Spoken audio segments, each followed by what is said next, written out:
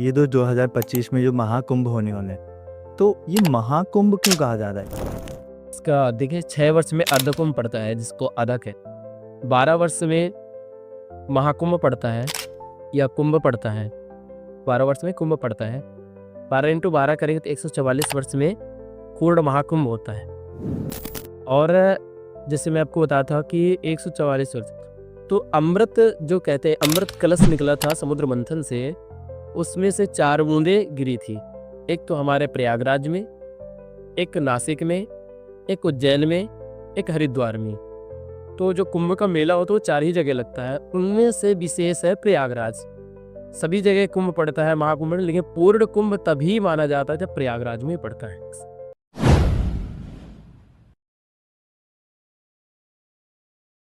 प्रद्युम्न का मतलब क्या होता है? प्रद्युम्न का मतलब ये है कि भगवान श्री कृष्ण का पहले पुत्र का नाम प्रद्युम्न था। प्रद्युम्न का दूसरा अर्थ है कामदेव। काम को जीतने वाला ही प्रद्युम्न। मैंने सुना है कि अगर आप भगवान के ऊपर नाम रखते हैं, ठीक है, तो उससे उनके जो लाइफ में कष्ट थे, प्रॉब्लम्स थी, वो आपकी लाइफ में आ जाती। कारण ये होता है कि सपोर्ट मिलता है। जैसे आप हैं या कुछ ऐसा होता है तो मैं आपके साथ, एक आपको सपोर्ट हो गया कि मैं आपके साथ हूँ। तो भगवान के लिए भक्त बहुत विशेष मायने रखता है। तो भगवान के लिए भक्त मायने रखता है। तो भगवान, अब जिससे भगवान के प्रति हम हैं कि भगवान हम आपके भक्त हैं, दास हैं, तो उनको लगता है कि नहीं हमारे भक्त है, क्योंकि भगवान के लिए भक्त विशेष तो है ही है। भक्त के लिए भगवान नहीं, भगवान के भक्त नहीं, तो ऐसा। और अंतिम समय के लिए विशेष ये आया है कि जैसे कि हमारे बाबा हैं, पिताजी हैं, इत्यादि जो भी हैं, दादा हैं, वो क्या बुजुर्ग अवस्था में उनको माया और घेरती है कि बेटा ऐसा नहीं करना, ऐसा करना है, तो ऐसा होता है। तो हमें पुकारते हैं कि ये ऐसा होगा तो ऐसा करना, मेरे बेटे के लिए ऐसा कर दो, मैं ऐसे वैसे कर दो। तो उसी बहाने से हमारा नाम ले लेते हैं कि नारायण आइए, शालिग्राम आइए, प्रद्युम्न जी आए, इत्यादि। तो उनके जो कष्ट होंगे वो ऑटोमेटिक हरे, इसी नाम के कारण भगवान का नाम जप हो जाता है। जी। गुरुजी, एक पंडित का काम क्या होता है सोसाइटी में? उनका कर्म क्या होता है? और एक पंडित कौन होता है? पंडित जो आपका कर्म कांड और पूजा पाठ, शास्त्र का ज्ञान रखता हो, वेद पुराण इतिहास का ज्ञान रखता हो, वही पंडित है, और अपने कर्मों को जानता हो। पंडित के 6 कर्म हैं: वेद पढ़ना, वेद पढ़ाना, यज्ञ करना, यज्ञ कराना, और दान देना, दान लेना। 6 कर्म है। यदि जिसको 6 कर्म पता है वही पंडित। जी। क्या हर कोई पंडित बन सकता है? या कर्म से पंडित होते हैं? कर्म कर सकता है, पंडित नहीं बन सकता। क्योंकि हमारे यहाँ, हमारे सनातन में वर्ण का भी विशेष महत्व है। 4 वर्ण में हम लोग बटे हुए हैं। सभी का अपने अपने कर्म भी बटे हैं। जैसे हम लोग कह सकते हैं ब्राह्मणोस्य मुखमासीत् बाहुराजन्यः कृतः ऊरु तदिशद्वैस्यः पृथ्व्यापुषोत्रो अजायत। इस मंत्र का भावार्थ ये है, ब्राह्मणोस्य मुखमासीत्, ये ब्रह्मा जी के ये जो मुख है, जैसे अपने शरीर से हम लोग ले सकते हैं कि ये जैसे हमारा मुख है, ये गर्दन के ऊपर हम क्या है, ब्राह्मण है। जी। और ये जो हमारे पाँव हैं, मतलब हाथ हैं, ये क्या है, क्षत्रिय है। हमारा पेट क्या है, ये क्या है, वैश्य है। नीचे क्या है, शूद्र है। तो जब ये शूद्र है तो हम लोग कह सकते हैं ब्राह्म। और भगवान के 2 मुख होते हैं। ये मैं आपको हवन इत्यादि जब आप को सीखेंगे बता दूंगा। तो अगर दूसरा है, ब्राह्मण का कर्म क्या है, इधर से जब ब्राह्मण माना गया, जैसे मैं आपको बताया ना, इधर से ये ब्राह्मण है, तो ब्राह्मण का कर्म क्या है, ज्ञान देना। इधर से हम मुख से क्या बोल सकते हैं, ज्ञान ही दे सकते हैं, रक्षा नहीं कर सकते। तो हम लोग ज्ञान को दे सकते हैं, या किसी पढ़ाई लिखाई किसी पे आप ज्ञान की बातें हो सकती हैं। तो ये हमारा ज्ञान हो गया। ये हमारा क्या है, क्षत्रिय है। चाहो बाहु राजन्य ब्राह्मणोस्य मुखमासीत बाहु राजन्य। तो ये हमारे क्या है, क्षत्रिय है। अब क्षत्रिय का कर्म क्या है, रक्षा करना। जैसे कि हमें गाल पे कोई थप्पड़ मारा, या यहाँ कोई मार रहा है, या पैर पे कोई मार रहा, तो हाथी जाता है। गाल पे कोई मारेगा तो हाथी हमारा ऑटोमेटिक चला जाता है। तो बाहु राजन्य, ये क्या कर रहा है, रक्षा कर रहा है, क्षत्रिय है।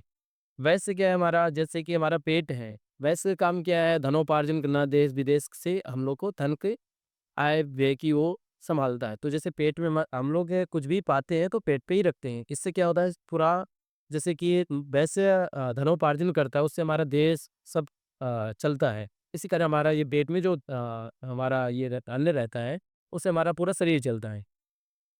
पैर ये नाभि के नीचे जो आता है वो हम लोग शूद्र बोलते हैं। शूद्र का काम क्या है कि जैसे कि अबे मुझे क्या है हवन करना है। हवन के लिए क्या चाहिए? लकड़ी चाहिए, समिधा चाहिए। वो क्या है वो लाके देगा तभी मैं हवन कर सकूँगा ऐसा। कि ये हमारे कारण हो जाए। अब इसमें भी कुछ लोग कहते हैं कि शूद्र नीचे हो गए, शूद्र को ऐसा काम ऐसा नहीं है। अब ब्राह्मणों से मासित हमारा ये तो ब्राह्मण हो गया। बाहुराजन्य हमारे हाथ हो गए। बाहुराजन्य कृतः ऊरु तजिद्वैस्य हमारा ऊरु क्या है? केट है तो हमारा ये वैश्य हो गया ऊरु जिद परिभाग को शूद्र हो जाता शूद्र हमारे पैर हो गए। यदि पैर ही नहीं रहे तो तीनों हमारे बेकार है। मतलब यदि ब्राह्मण नहीं रहे तो तीनों बेकार है। यदि क्षत्रिय न रहे तो भी हमारा शरीर बेकार है।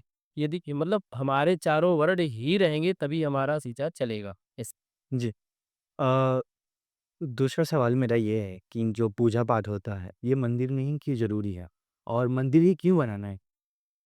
क्योंकि हमारी आस्थाएँ जुड़ी होती हैं, मंदिर से हमारी आस्थाएँ जुड़ी होती हैं। भगवान का जैसे मैं आपको इसके पहले बताया था, भगवान का ये घर है और विशेष रूप से कि जैसे कि हमारा एक घर होता है, तो भगवान का एक घर है, मंदिर है तो इसलिए हमें मंदिर में ही पूजा करें। मंदिर में उनका क्या है पूरा प्राण प्रतिष्ठित जैसे प्रतिष्ठा 2 प्रकार की आई है। तो हम लोग प्रतिष्ठा प्रतिष्ठा का मतलब है कि किसी चीज़ को हम लोग प्रतिष्ठित करना। जैसे कि हमें आप प्रतिष्ठा दिए मतलब कि आपने भी पूछा आइए, मैं आपका स्वागत करता हूँ पृथ्वी जी, जैसे जो भी आपने बोला। तो आपने हमारे क्या प्रतिष्ठा मान-सम्मान रखा। तो हम लोग 2 प्रकार का प्रतिष्ठा करते हैं, एक चल, एक अचल। तो चल क्या है जो हम लोग घर में रखते हैं। घर में 1 फीट से ज़्यादा मूर्ति हम लोग नहीं रखते। क्यों? क्योंकि बता इसका कारण क्या है? मंदिर और घर के अंदर यही अंतर है। जैसे कि आप और घर में अचल प्रतिष्ठा नहीं कर सकते क्योंकि बड़ी मूर्तियाँ नहीं रख सकते हैं। अ, हम घर में बड़ी मूर्तियाँ क्यों नहीं रख सकते? क्योंकि हम लोग उसकी ये प्रतिष्ठा अचल प्रतिष्ठा नहीं कर सकते। शास्त्र इसका विरोध करता है क्योंकि हम लोग वहाँ जैसे मंदिर है, घर में हमारे कई प्रकार के कार्य होते हैं, अच्छे, बुरे और जो मतलब कह सकते हैं कि इत्यादि रिलेटिव वाले जैसे हम लोग जो हमारे गृहस्थ जीवन में सारी चीज़ होती है उसमें और छोटे-छोटे बच्चे होते हैं, बड़े भी होते हैं, तो बड़ों का भी कार्य है, छोटे बच्चे इत्यादि गंदगी करना, ये सारी चीज़ हो जाती है, इसलिए हम लोग विग्रह मूर्ति नहीं रख सकते, इसीलिए हम लोग मंदिर बनाते हैं। मंदिर में क्या होता है अचल प्रतिष्ठा होती है, जो बड़ी मूर्तियाँ होती हैं, उनको आकार रहता है। अगर किसी इंसान ने अपने घर में अगर बड़ी मूर्त रखी है, तो क्या हो सकता है? दे उसका दुष्प्रभाव पड़ेगा, जैसे कि उसको हानि ही होती है। जैसे कि आप कोई कार्य कर रहे हैं, यदि हाँ, मैं घर को भी मंदिर बना सकते हैं, लोग हम लोग भी हैं, आप भी हैं, घर में एक छोटा सा रूम बनाते हैं, जैसे मंदिर बनाते हैं, उसमें भी हम लोग क्या करते हैं कि एक लिमिट रखते हैं, हर एक चीज़ की एक लिमिट होती है, ऐसा बोलते हैं। तो ये चीज़ लिमिट रखनी चाहिए, शास्त्र क्या इसका जितना बोले मुझे एक और क्वेश्चन ऐड करना है गुरुजी।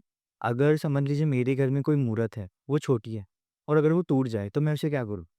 हाँ, उसका विसर्जन है माने और वो जो पेड़ के नीचे रखा जाता हो? नहीं, पेड़ के नीचे नहीं आया है, इसको गंगा जी है और जलती हुई नदी है नाले भी हैं, नाले ऐसे नाले हों जो मतलब शुद्ध हों नदी से जुड़े हुए हैं सर, ऐसी जगह हो। कोशिश रहे कि खंडित ना हो, यदि ऐसा कुछ हो जाता है तो आप उनको गंगा जी या नदी में पहुँचाइए।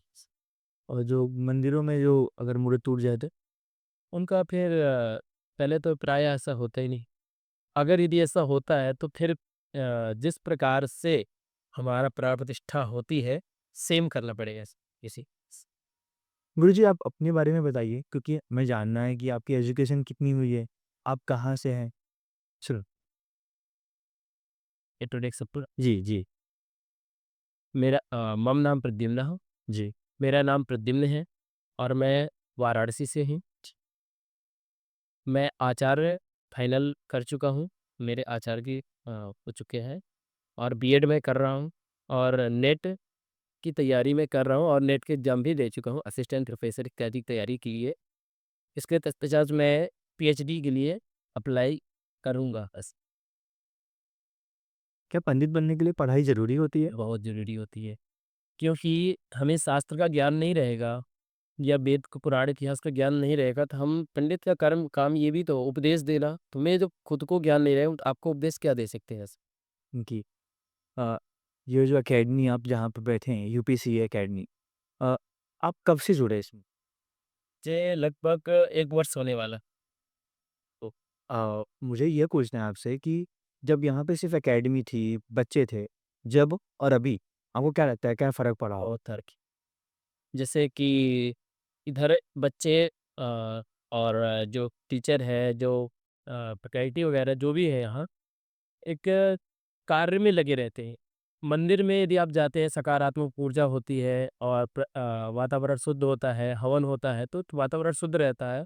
मन आपका मंदिर में आप जाएँगे, आप रूम में रहेंगे और मंदिर में रहेंगे, मंदिर में आपका मन ऑटोमैटिक शांत हो जाए क्योंकि सकारात्मक ऊर्जा प्राप्त होती है। आपके क कुछ है कि मेंटालिटी को कैसे चेंज करती है ये? नहीं, नहीं, ऐसा नहीं है। घंटी घंटी की ध्वनि तो जो कह दें कि कई आपके पुण्यों का उदय होता है, तब जाकर के आपको आवाज़ सुनने के लिए मिलती है। गरुड़ घंट की आवाज़ और शंख की आवाज़ जहाँ तक जाती है, वहाँ आपको भूत, प्रेत, पिशाच इत्यादि जो भी आपको डरावने वाले चीज़ होते हैं, सपने आते हैं, वहाँ तो आ ही नहीं सकता। नकारात्मक ऊर्जा हो ही नहीं सकती ऐसा।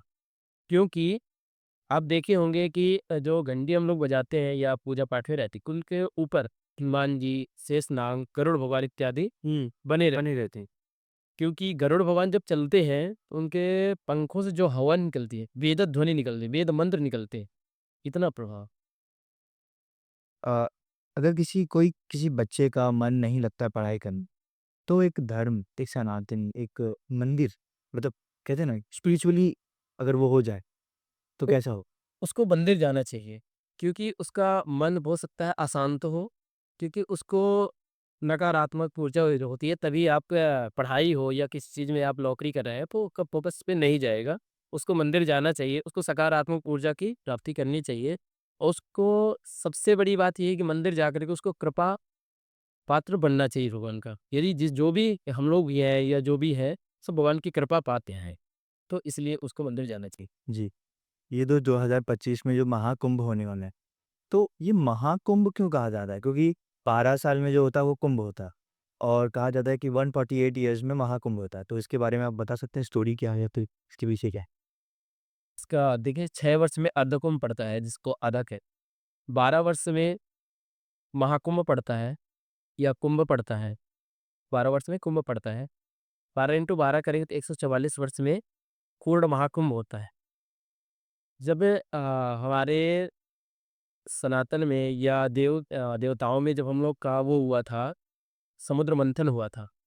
समुद्र मंथन से वैसे कई बहुत सारी चीज़ें निकली थी। विशेष रूप से हम लोग अमृत को लेते हैं। अमृत जब घड़ा निकला था तो 4 जगह 4 बूँद गया था। और दूसरा 12 वर्ष में क्यों पड़ता है ये बताता हूँ आपको। 12 वर्ष में देवताओं का जैसे हम लोग 12 वर्ष हम लोग का जो 12 वर्ष है वो देवताओं का। भगवान 3 है, देवता अनेक है। हाँ, नहीं। देवताओं का 12 वर्ष में एक रात्रि दिन होता है, जी, 12 वर्ष में। तो ये मेन हो गया। तो 12 वर्ष में कुंभ इत्यादि, कुंभ का हो गया।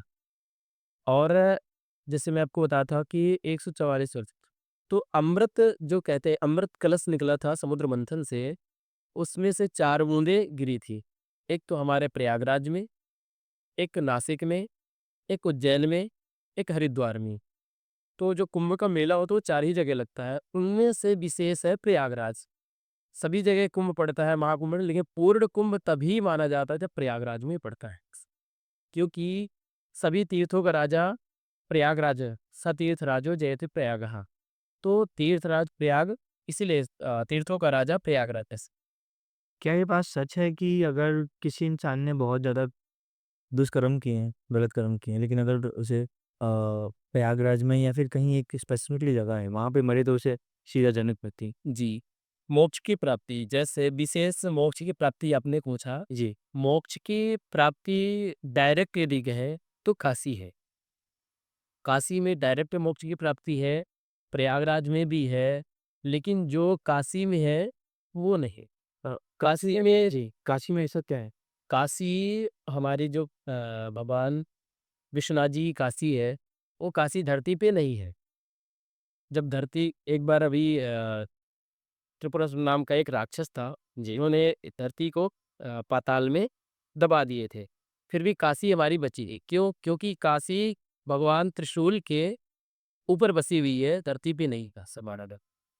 जो एक अध्यात्मक ना? हाँ, आध्यात्मिक आध्यात्मिक स्वरूप। जो एक आध्यात्मिक इंसान होता है, उसकी दिन की शुरुआत कैसे होती है? कैसे करनी चाहिए उसे? जी, जैसे कि हम लोग आध्यात्मिक सूर्योदय के पहले उसको उठना चाहिए। जी, कुछ यदि आप बिस्तर छोड़ रहे हैं, तो सबसे पहले आपको प्रार्थना करनी पड़ेगी या करनी चाहिए कि पृथ्वी माता को प्रणाम करके हम लोग शुरुआत करें। क्यों? क्योंकि हम उनकी गोद में ही रहते हैं और उनकी गोद में जब भी हम जगेंगे तो उन्हीं से हमारी शुरुआत है। दूसरा, हम लोग हाथ में प्रणाम करना चाहिए। कराग्रे वस्ते लक्ष्मी करमध्ये सरस्वती करमूले स्थितो ब्रह्मा प्रभाते कर दर्शनम। कर दर्शनम जैसे कराग्रे वस्ते लक्ष्मी, यहाँ लक्ष्मी जी का वास है। कराग्रे वस्ते लक्ष्मी कर मध्य सरस्वती, यहाँ क्या है? सरस्वती जी का वास है। कराग्रे वस्ते लक्ष्मी कर मध्य सरस्वती करमूले स्थितो ब्रह्मा, ये ब्रह्मा जी की, तो ये हमारे जो तीनों हैं प्रभाते कर दर्शन, इसलिए हमारे कर्म यही हमारे सभी देवी देवता थे, इसलिए पहले हम उनको प्रणाम करके दर्शन करना चाहिए और बोलना चाहिए। तो ऐसा प्रणाम करके हमारे दिन की शुरुआत होनी चाहिए। इसके बाद सूर्योदय के पहले उठना चाहिए, फिर नहा धो के स्नान जो भी निमित्त हो करके सूर्य भगवान को जल देना चाहिए, अर्घ्य देना चाहिए, भजन भाव इत्यादि करना चाहिए, ताकि वो गृहस्थ है तो थोड़ा बहुत गृहस्थ का काम है, सन्यासी है, त्यागी है, वैरागी है, तो वो उनका कार्य में वो ऑटोमेटिक वो अपना कार्य में लगे जाएगी। शुरुआत यहाँ से होना चाहिए। जी,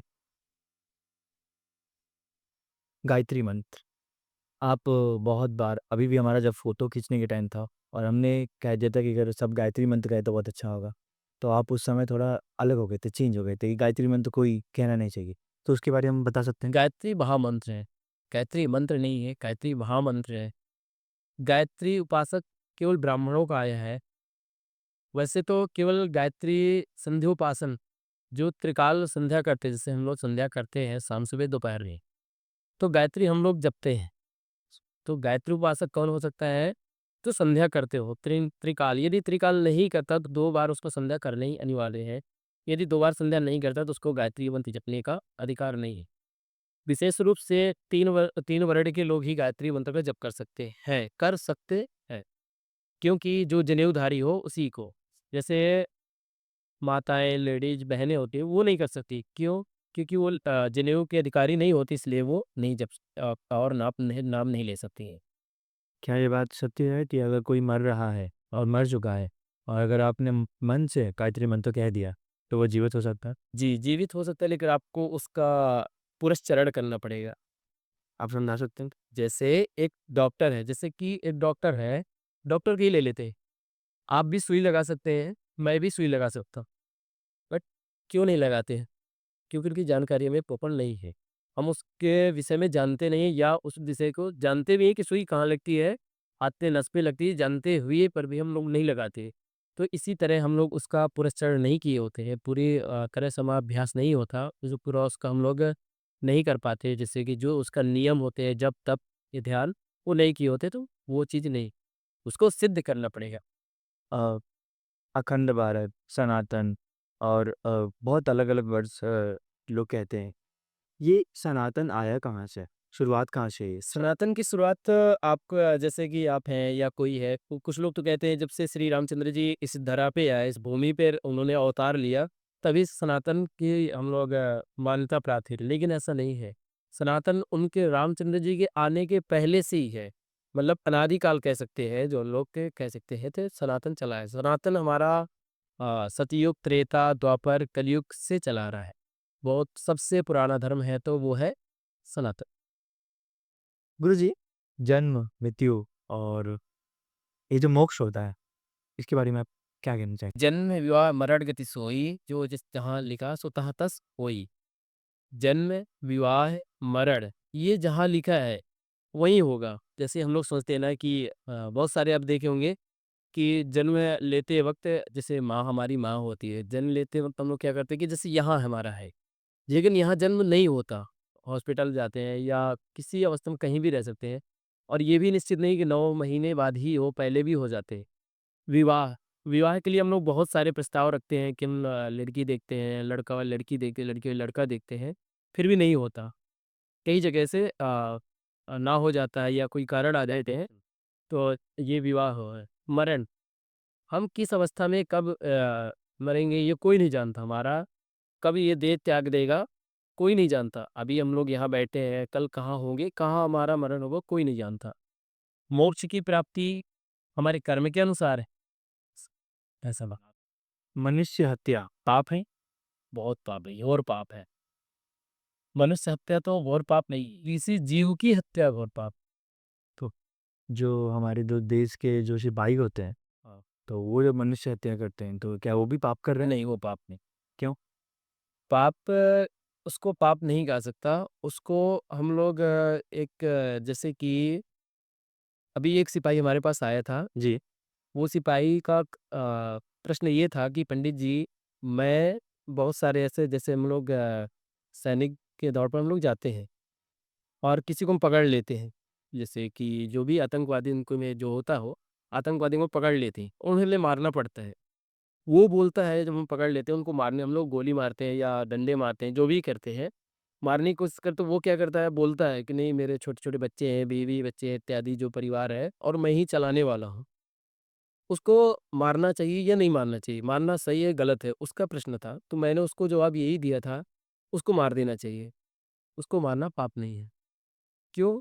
क्योंकि उसके चलते हज़ारों लोग मारे जाएँगे। हज़ारों के चलते कई लाखों में हम जैसे कि एक घर का सदस्य मारा जाए तो उसमें से जो 2, 4, 6, 10 लोग सभी परेशान हो जाते हैं क्योंकि उससे बच्चे, बीवी-बच्चे जो भी रहे सभी परेशान हो जाते हैं। तो इससे अच्छा है कि हज़ारों परेशान होने से अच्छा है एक यदि जा रहा है, तो वो ठीक है।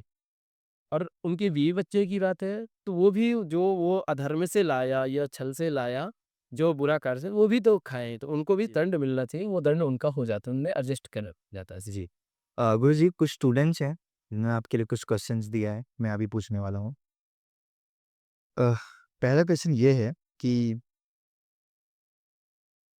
आजकल जो उर्दू वर्ड्स हैं, हम हिंदी में बहुत ज़्यादा यूज़ करने लगे हैं, उर्दू वर्ड्स। तो यही क्वेश्चन है कि उर्दू और हिंदी में सबसे पहले कौन आया? उर्दू या हिंदी?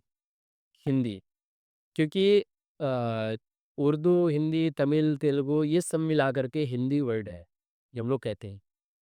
हिंदी शब्द तो बहुत हैं, जैसे संस्कृत एक स्वयं में सक्षम भाषा है, इंग्लिश सक्षम भाषा है। और भी कई सारे भाषा हैं जो सक्षम भाषा है। हिंदी है सक्षम भाषा मतलब स्वयं में इतने शब्द हैं उसके जो हम लोग उनको ले सकते हैं। जैसे संस्कृत में बहुत सारे ऐसे एक शब्द के कई अर्थ होते हैं और कई अर्थों के कई शब्द होते हैं। तो मतलब कई एक शब्द के लिए कई वर्ड होते हैं। हिंदी में वर्ड लिमिट है। इसलिए उसको क्या है कि मिला के थोड़ा बहुत एडजस्ट करना है क्योंकि समझ के सभी लोग हिंदी सभी से ज़्यादा डप है तो हिंदी है। जी। दूसरा क्वेश्चन ये है कि एक स्टूडेंट ने पूछा है आपसे कि हमारे देश में, इंडिया में लोग हिंदी और संस्कृत को छोड़ के अंग्रेजी ज़्यादा यूज़ कर रहे हैं। तो उसके बारे में गुरुजी क्या कहना चाहेंगे? कि इंग्लिश जो भाषा है। इसके कारण जो हमारे मुझे ऐसा बोलना नहीं चाहिए, कारण क्या है जो हमारे ये शिक्षा मंत्री इत्यादि जो हैं और ये हमारे जो नेताएँ लोग हैं और ये अभिनेता, नेता-अभिनेता जो भी हैं, इनकी वजह से। जैसे कि कोर्ट कचहरी जाते हैं या हम लोग कहीं जाते हैं, हमें गीता की कसम खिलाई जाती है या भागवत की कसम, वेद पुराण इतिहास की हमें कसम खिलाई जाती है। मैं जिस यदि आपसे कहूँ जितने हम लोग बैठे हैं कि गीता क्या है? गीता में क्या है? गीता के श्लोक बोल दीजिए, गीता की कसम क्यों खिलाई जाती है? तो आप शायद कुछ लोग बोल सकते हैं, कुछ लोग नहीं बोल पाएँगे। तो जब हम लोग जान ही नहीं रहे, हमारे देश में उस चीज़ की पढ़ाई ही नहीं हो रही है, लेकिन जो लोग पढ़ रहे हैं, वो तो जान रहे हैं। जो लोग नहीं पढ़ रहे हैं या जिनको शिक्षा नहीं दी जा रही, वो तो समझ ही नहीं रहे, गीता की पुस्तक समझ ले रहे हैं।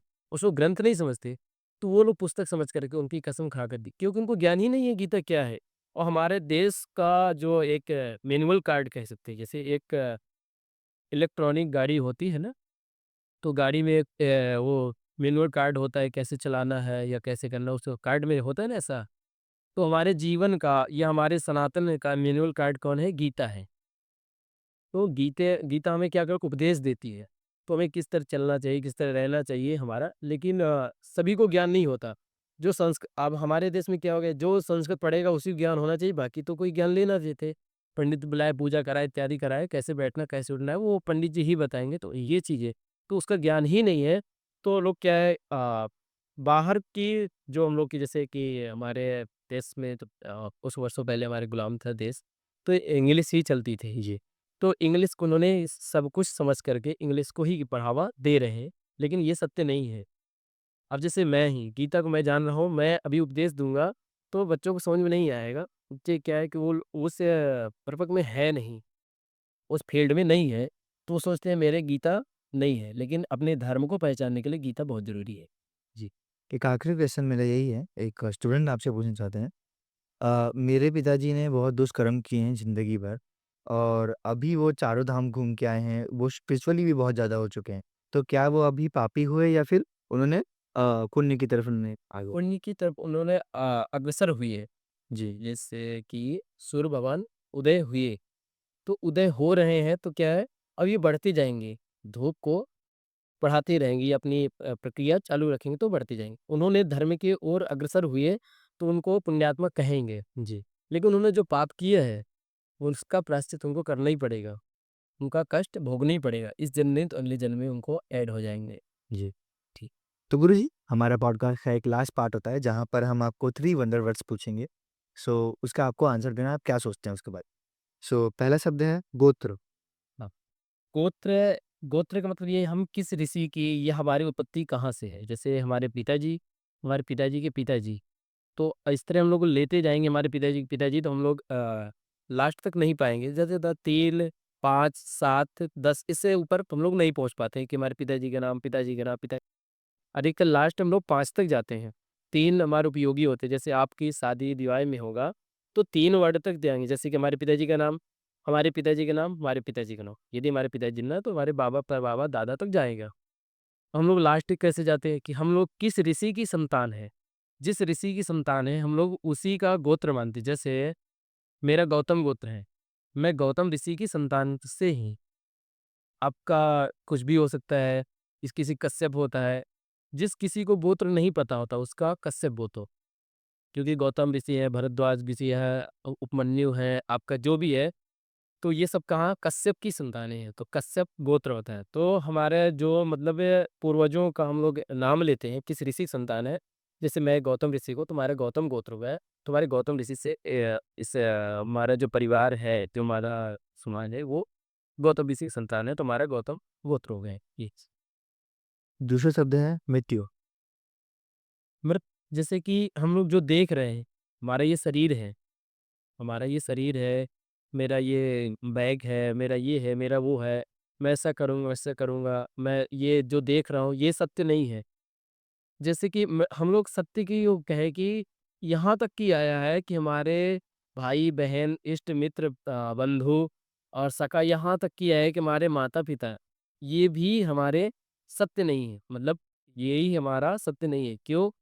क्योंकि हम लोग देख रहे हैं, अभी हमारे पिताजी हैं या मैं ही या कोई है, दोस्त है। इनके जन्म या मृत्यु के बाद कौन किसका दोस्त बनेगा, किसका पिता बनेगा, कौन उनका पुत्र बनेगा, ये को नहीं, क्योंकि वहाँ जाने के बाद हमें फिर पुनः यहाँ आना पड़ता है। तो वो हमारे जो कर्म किए रहते, कर्म के अनुसार हमें वहाँ से फल मिलता है और हम लोग यहाँ आते हैं। जैसे आने के लिए हम लोग पेड़ पौधे, पक्षी इत्यादि भी हैं, जानवर भी हैं, वो कर्म के अनुसार आए। मैं यहाँ आया कर्म के अनुसार, आप आए कर्म के अनुसार। सत्य क्या है? अटल सत्य है मृत्यु। जी। तीसरा शब्द है ब्राह्मण। ब्राह्मण। ब्राह्मण के लिए आया है, ब्रह्म जानेति ब्राह्मणः, जो ब्रह्म को जाने वही ब्राह्मण है। ब्राह्मण मैं ब्राह्मण हूँ और भी ब्राह्मण है, मैं गौतम गोत्र हूँ, मेरा त्रिप्रवरी है। हम लोग जनेऊ धारण करते हैं, तो ऐसा नहीं कि जनेऊ किसी तरह धारण, किसी का 3 प्रवर होता है, 5 प्रवर, 7 प्रवर, जिसका जो प्रवर होता है, उसके हिसाब से वो जनेऊ धारण करता है और जो ब्रह्म को जाने वही ब्राह्मण है। तो ब्रह्म जानिते ब्राह्मण जैसे मैंने आपको बताया, तो वही ब्राह्मण है जो ब्रह्म को जाने ऐसा।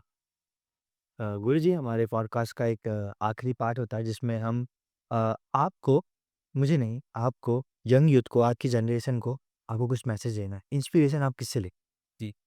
जैसे कि आप अभी कुछ प्रश्न थे आपके एकेडमी थे और मंदिर है।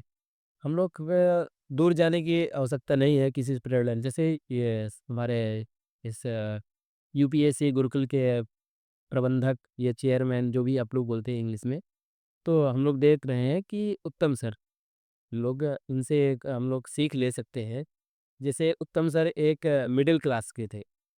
इन्होंने इतना आपने ग्रोथ किया है कि अपने जीवन में, क्योंकि आज यहाँ स्वयं देखिए जिसके पास पढ़ने के लिए स्वयं जो कहते हैं लोग छात्रवृत्ति इत्यादि या शुल्क जमा करने में उनको समस्या थी, या जिस तरह वो बताते हैं तो उनका जो है एक्सपीरियंस, तो वो सुनने के बाद लगता है कि हमें भी उनको करना चाहिए। जैसे उन्होंने गुरुकुल बनाया या मंदिर बनाई, तो उनसे हमें सीख लेने हैं, इसलिए मैं उनको उदाहरण दे रहा हूँ ऐसा। तो उससे सीख हमें क्या लेनी चाहिए? उन्होंने गुरुकुल बनाया, मंदिर बनाया। मंदिर कौन बना सकता है? जैसे हमारे 7 पीढ़ी दर पीढ़ी, 7 पीढ़ी पीढ़ी दर पीढ़ी का पुण्यों का उदय होता है। तब हम जा कर के एक मंदिर में हम प्राण प्रतिष्ठा में सम्मिलित हो पाते हैं। जब हमारे कई जन्मों के पुण्य का उदय होता है, तब जाकर हम एक मंदिर बना पाते हैं।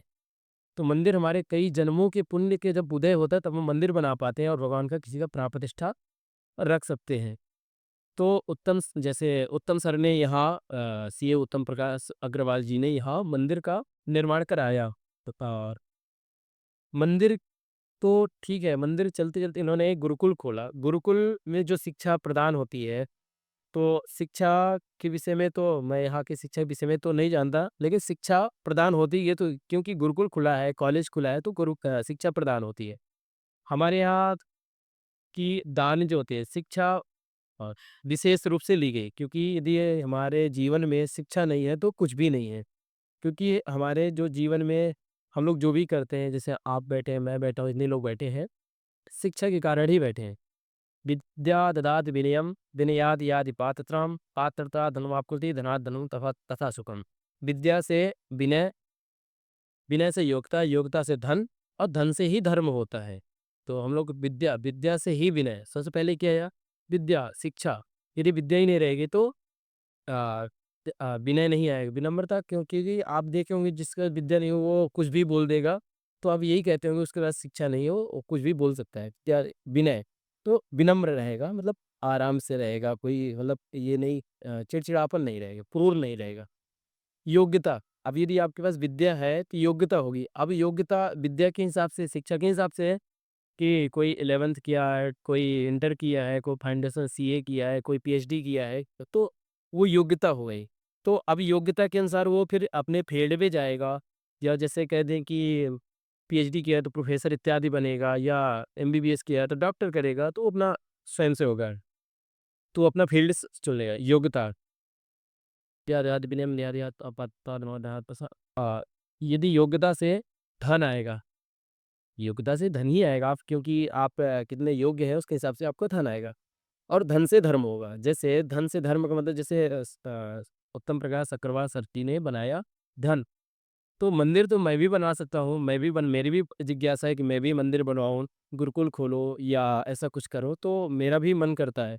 लेकिन उसके लिए क्या चाहिए? धन चाहिए। और धन के लिए जिसने बताया ना, योग्यता चाहिए, विनम्रता चाहिए, विद्या चाहिए, शिक्षा चाहिए, वो जिसके जितना हो वो उतना कर सकता है। तो इसके लिए उन्होंने जैसे धन, धन से धर्म ही होता है। अच्छा, विद्या भी 2 प्रकार की होती है।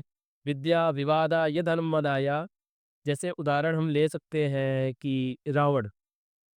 तो विद्या 2 प्रकार की होती है। विद्या एक रावण के पास थी, तो वो धर्मशास्त्र का बहुत बड़ा ज्ञानी था। वेद, पुराण, इतिहास जो हमारे वेद, पुराण और शास्त्र हैं, अच्छा ज्ञाता था। लेकिन उस विद्या का कौन से मतलब? कोई काम की विद्या नहीं, क्योंकि विद्या विवादा यदहन्मदा, उसी विद्या को प्राप्त करके वो क्या करता, लड़ाई की और झंझटों के या फालतू की चीज़ों में उसने विद्या को लगाई इस करके। विद्वान तो था, लेकिन क्या किया उन्होंने? दुरुपयोग किया। विद्या विवाद आया। उसकी विद्या कौन-सी थी? जो विवादों को खड़ी करती है। विद्या विवादा यधनम मदाय। यधन वही विद्या, जैसे कि उसकी थोड़ी बहुत विद्या शास्त्र का हमें भी है, या और कोई किसी को भी है, तो वो धनम मदाय, वही विद्या बहुत सारे लोग पढ़ कर के उसी विद्या से विनम्रता से धन कमाते। और वो क्या करता था, विवाद करता था, लड़ाइयों की जड़ खोजता था। तो विद्या 2 प्रकार की होती है, विद्या विवादा ये धनम मदाय। जैसे मंदिर का मैंने अभी बोला, तो मंदिर हमारे कई पीढ़ियों दर पीढ़ियाँ जब हमारी पुण्य का होता है, तब हमारा मंदिर बनाने का सौभाग्य मिलता है, उसका बहुत बड़ा प्रण है। दूसरा, यदि कहीं मंदिर बन रहा हो, आप उसमें एक चुटकी थोड़ा-सा बालू दान कर दें या ₹1, ₹10 जो भी दान करते हैं, उसमें भी आपके कई पूर्वजों का, कई पीढ़ियों का आपका जब पुण्य का उदय होगा, तभी आपको वो सौभाग्य मिलता है। यस। तो हमें उत्तम प्रकाश अग्रवाल सर जी से सीख लेनी चाहिए कि हमें कैसा क्या जी। तो गुरुजी यही था हमारा पॉडकास्ट। आपका बहुत धन्यवाद है कि आपने हमें समय दिया। श्रियः कान्ताय कल्याणनिधे निधेर्थिनां श्रीवेंकटनिवासाय श्रीनिवासाय मंगलम। सभी को नमो नमः। श्री लक्ष्मी रमण गोविंदा गो गोविंदा। जय गोविंदा।